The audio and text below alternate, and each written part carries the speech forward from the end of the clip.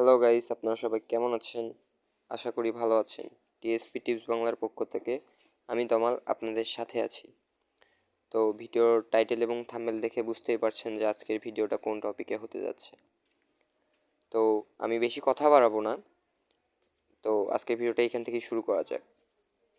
আপনারা যারা online জিডিতে GD করেছেন কিন্তু কোনো সমাধান পাচ্ছেন না, জিডি করেছেন 1 মাস 2 মাস 3 মাস হয়ে গেছে কিন্তু কোনো ফলাফল নেই, তো আপনারা কি করবেন? আপনাদের করণীয় কি? তো আপনারা ডিরেক্ট ওদের একটা টেলিগ্রাম চ্যানেল রয়েছে, মানে একটা অ্যাকাউন্ট রয়েছে তাদের, অনলাইন জিটি সাপোর্ট, ঠিক আছে? তো আপনারা তাদের সাথে অনলাইন জিটি সাপোর্টে কথা বলবেন, অবশ্যই আপনারা একটা ফলাফল পাবেন। তো তাদের সাথে কি কথা বলবেন এটাও আমি আপনাকে বুঝিয়ে বলছি।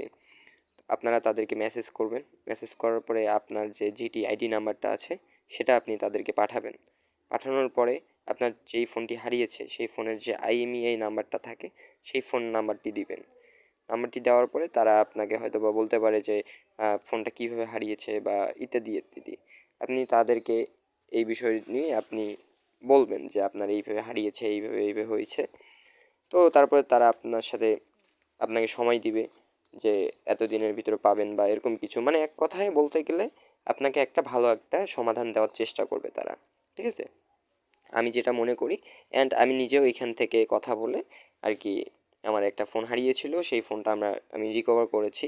তো আমি যেটা মনে করি আপনারাও এখানে যদি চেষ্টা করেন অবশ্যই আপনারাও আপনাদের হারানো ফোনটি রিকভার করতে পারবেন।